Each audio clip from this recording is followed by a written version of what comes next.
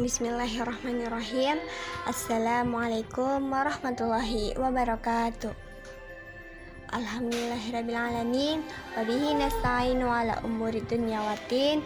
Wassalatu wassalamu ala asrafil anbiya wal mursalin sayyidina wa maulana Muhammadin wa ala alihi wa sahbihi ajma'in, amma ba'd. Pada kesempatan kali ini, izinkan saya, Khailatul Lutfiyah, untuk memberikan sedikit informasi mengenai perkembangan Islam di Indonesia. Bisa dilihat, ini adalah peta persebaran Islam di Indonesia yang dimulai oleh para pedagang Arab yang berlayar ke Indonesia pada abad ke-1 sampai 4 Hijriah atau 7 sampai 10 Masehi.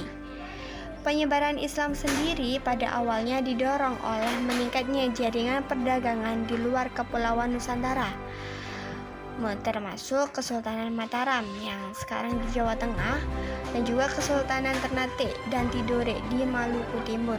Hingga pada akhirnya pada abad ke-13 Islam telah berdiri di tanah Sumatera Utara. Adapun bab-bab yang akan kita bahas adalah yang pertama, situasi dan kondisi pra-Islam. Yang kedua, jalur masuknya Islam di Indonesia. Yang ketiga, strategi dakwah Islam di Indonesia. Dan yang terakhir, fase perkembangan Islam di Indonesia. Langsung saja ya, pada bab pertama, situasi dan kondisi pra-Islam. Ya, letak geografis Indonesia. Seperti yang kita tahu bahwa Indonesia terletak di garis khatulistiwa, sehingga Indonesia memiliki iklim tropis dan memiliki 2 musim, yaitu musim penghujan dan musim kemarau. Dan wilayah yang strategis ini itu memungkinkan pedagang-pedagang asing keluar masuk di Indonesia.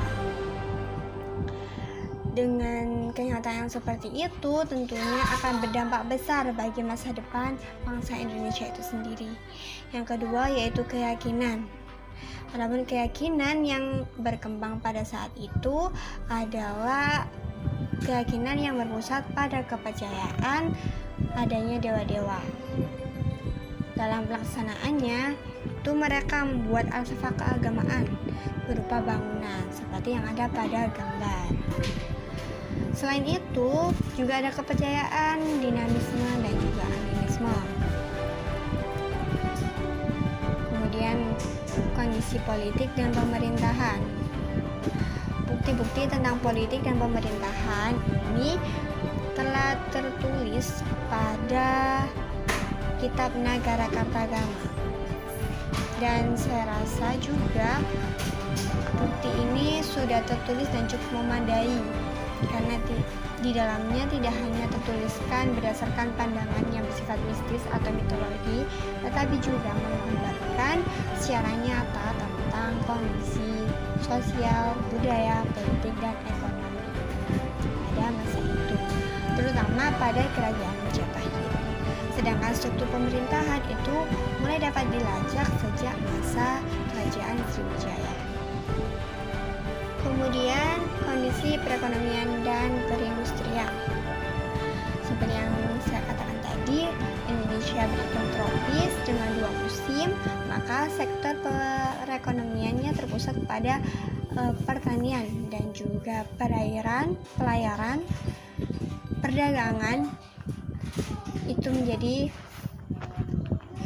tulang punggung perekonomian Nusantara pada saat itu. Sedangkan untuk perindustrian juga berkembang, yang meliputi industri rumah tangga, kerajinan, dan juga industri logam. Kemudian yang terakhir yaitu sastra dan kesusastraan.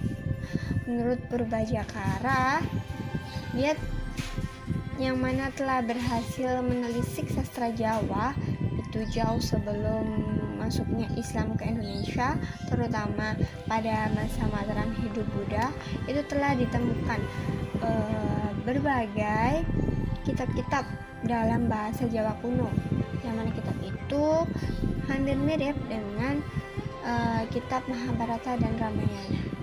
Selain itu juga ditemukan naskah-naskah kuno seperti kitab Nagara Kartagama, kitab Sutasoma, Palaraton, dan lain sebagainya. Kemudian bab yang kedua, jalur masuknya Islam di Indonesia. Kalau ngomongin jalur, pastinya berkaitan dengan teori-teori masuknya Islam di Indonesia. Teori yang pertama yaitu teori India yang digagas oleh Snokhargrenje, di mana beliau menyatakan bahwa Islam masuk ke Indonesia dibawa oleh para pedagang-pedagang yang berasal dari India dan Gujarat.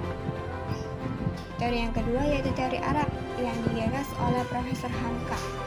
Beliau mengatakan juga bahwa Islam masuk ke Indonesia dibawa oleh para pedagang-pedagang langsung dari Arab.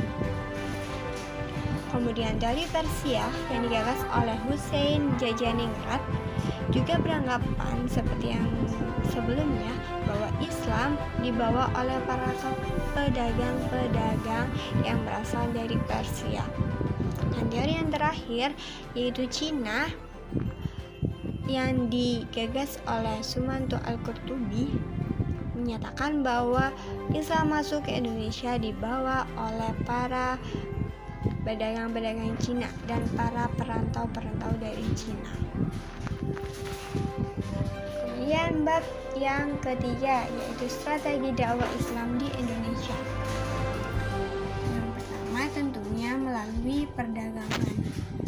Karena tidak dapat dipungkiri bahwa perdagangan adalah awal mula proses Islamisasi di Indonesia yang dimulai pada abad ke-7 hingga abad ke-16 Masehi.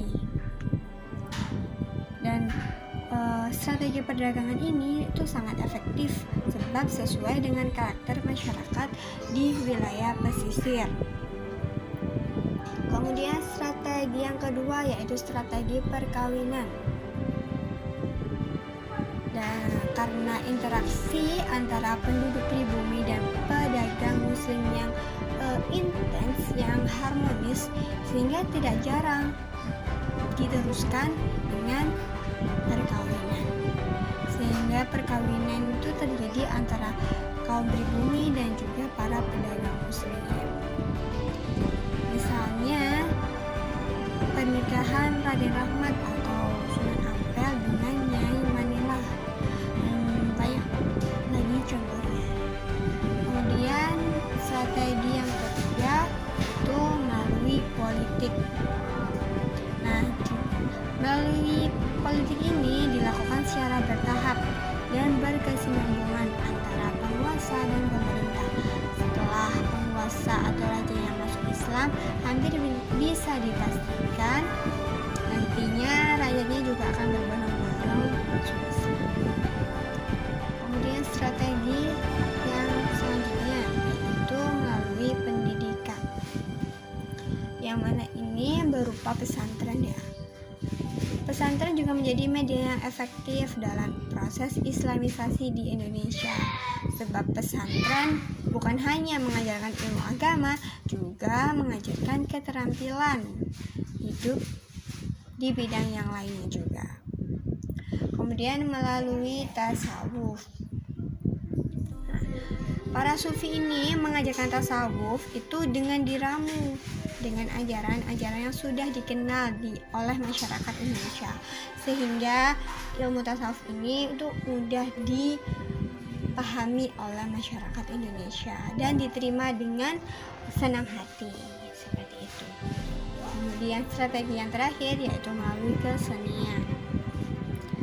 Islamisasi melalui kesenian ini yang paling terkenal adalah dengan mengadakan pertunjukan seni gamelan dan wayang. Ya, sebagaimana yang kita ketahui bahwa kesenian wayang dan gamelan ini digunakan oleh Wali Songo dalam mengajarkan agama Islam. Kemudian bab yang keempat dan juga bab yang terakhir yaitu fase perkembangan Islam di Indonesia. Fase ini tentunya dimulai dari tahap kehadiran pedagang muslim yang mana terjadi sebelum abad ke-13 Masehi. Jadi Islam dibawa oleh para pedagang-pedagang muslim, kemudian disebarkan oleh para pedagang-pedagang juga, dan diperkenalkan kepada masyarakat Indonesia.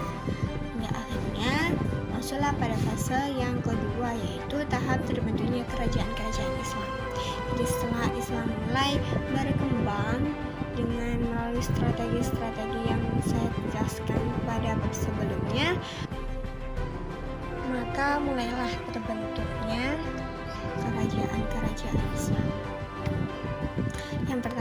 Kerajaan yang pertama terbentuk di Aceh, yaitu kerajaan Samudra Pasai.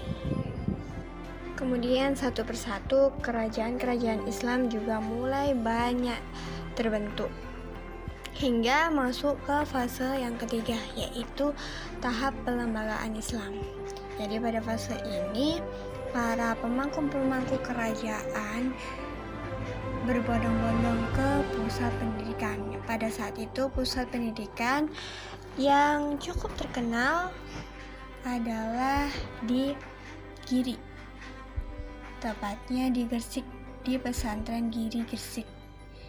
Misalnya saja para pemangku di Maluku dan Ternate itu berguru ke Giri Gresik.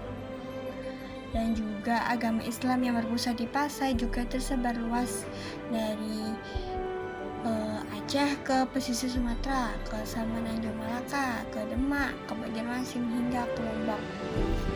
Hingga karena penyebaran Islam yang begitu tersebar luas di Nusantara, maka tidak heran bila saat ini Islam yang menjadi agama dominan di Nusantara kita, di Indonesia. Mungkin cukup sampai di sini penjelasan saya. Semoga apa yang saya sampaikan bermanfaat di kemudian hari bagi para pendengar. Syukran katsiran atas segala perhatiannya. Sekian dari saya. Wabillahi taufiq wal hidayah. Wassalamualaikum warahmatullahi wabarakatuh.